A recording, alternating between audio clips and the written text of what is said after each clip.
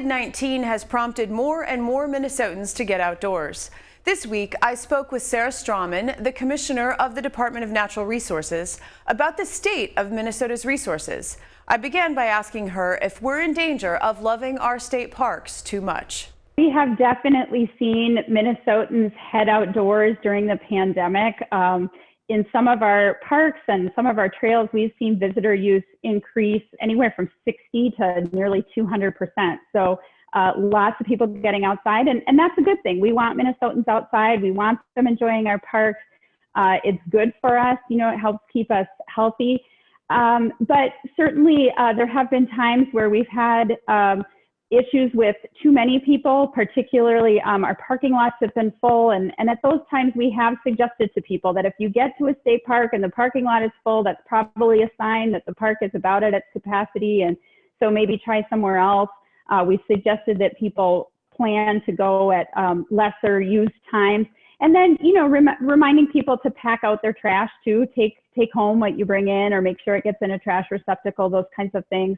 But really, we're glad that people are out using the parks, as long as I think people apply a little bit of patience and grace with each other and with our staff, we'll all be able to enjoy the outdoors.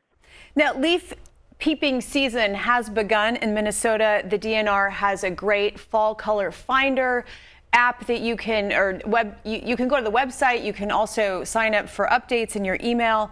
There's suggestions for fall color drives by DNR foresters.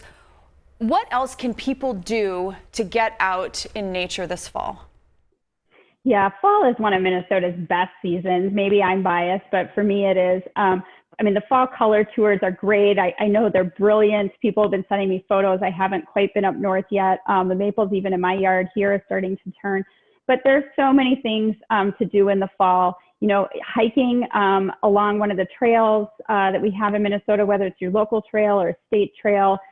Fall fishing is a fabulous time to be out. The lakes aren't as busy, so that's great. ATVing, people enjoy doing in the fall. And something that I know my son is enjoying doing this fall is mountain biking. And we have great places to mountain bike here. You know, you mentioned hiking, and I'm going to jump ahead just a little bit, because the DNR is using an app developed by Avenza that provides GeoPDF maps, and you don't even need to have a cell signal to get them, I think, so that you don't get lost. And I noticed that you've tried this. I'm going to try it this weekend. Are you hearing good things? We are hearing good things. It's really a fabulous tool. It's super easy to use. I just recently I downloaded the Avenza app onto my phone, and then you can pick from the menu the maps that you want for various parks or forests. So I recently tried it in the Paul Bunyan State Forest. I downloaded the map, and you know, sure enough, you can have that map right on your phone, and a blue dot follows your path, and so you can see right where in the forest you are. And so very easy to use, great tool. I encourage you to give it a try, and I'll be curious to hear what you think of it, Shannon. So I'd like to turn to something on the Minnesota wolf population. The DNR is about to undertake an update of its management plan for wolves. A public comment period is about to open. There will be virtual public meetings in the next couple weeks. What is the goal in revising the state's management plan for wolves?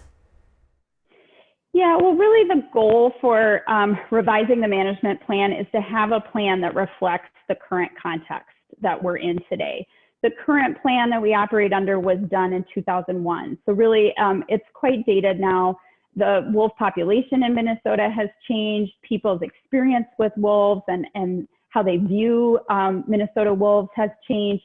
And so updating the plan is an opportunity to reflect that change context, and to make sure that we have then a plan that is guiding our management that is relevant to today's time. And that plan really is what guides a wide range of management actions, from our monitoring of the wolf population to research that we might undertake, as well as then actual management of the population, depending on, you know, what options we have available to us, depending on federal status. So really important that folks take advantage of the public input opportunities so that we can hear from folks regarding their opinions about wolves in Minnesota and what, you know, monitoring, research, and management tools they think are important for us to have in that plan. The archery deer hunting season is underway currently, and firearms deer season is around the corner. Is this likely to be a good deer hunting season? Yeah, I'm always careful to promise a good hunting season because that's probably a jinx. But I think that folks will find really good opportunities for deer hunting this year. Our deer population is stable or increasing in many parts of the state. We have increased opportunity in many of our deer population units, and partly because of the chronic wasting disease and wanting to reduce deer densities, particularly in the southeastern part of the state. There's increased opportunities for deer hunting there as well. So I'm hopeful that people will have that opportunity. But as deer hunters, we know it's about the experience, not just about the take.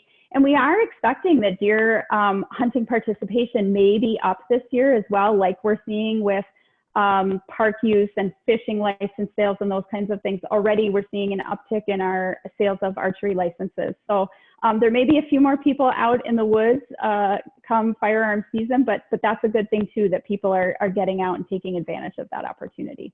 Now, wild rice harvesting season ends on September 30th, very soon. But I noticed on Twitter that you tried to harvest rice for the first time this year. How did that go? It was an amazing experience, Shannon. I was so glad that I did it, and it's something that I have wanted to try for a while. I am a big fan of eating wild rice, and so I thought I should experience the work that goes into that. It's also, from a cultural and spiritual standpoint, really important to the Ojibwe and Dakota communities here in Minnesota, and it's an important resource for which we manage at DNR. So I wanted to get out and have that part of the experience, and I will tell you, it is a great way to get really up close and personal with nature. When you are in that canoe, out in those thick rice beds, harvesting that rice, watching it fall into the canoe, it's not easy work. It's hard work and it's messy, but it really was an amazing experience to be out there, and I look forward to trying it again. Now, no conversation with you is complete without talking about fishing. I understand that there will be a full fall season for walleye fishing on Mille Lacs, making many anglers happy. But in general, how are our fish? Yeah, well, the fish populations generally are good, and we're glad that we're able to get through the fall season on Mille Lacs, and many other lakes are going to offer great fall fishing. Heard from a lot of folks who enjoy that. I know in my house we love the fall fishing, so it's really a good time to take advantage of those angling opportunities. I think one of the things that we'll need to be mindful of for the future is if we continue to have increased people out fishing, which again is a good thing, we want to do that does create additional pressure on our fish resources, and so we'll want to make sure that we're paying attention to that and finding a balance between people getting out and enjoying that activity and making sure that we have stable populations for the long term. Commissioner Strommen, it's always so fun to talk to you. Thank you. Thank you. Great to be here and talk with you as well.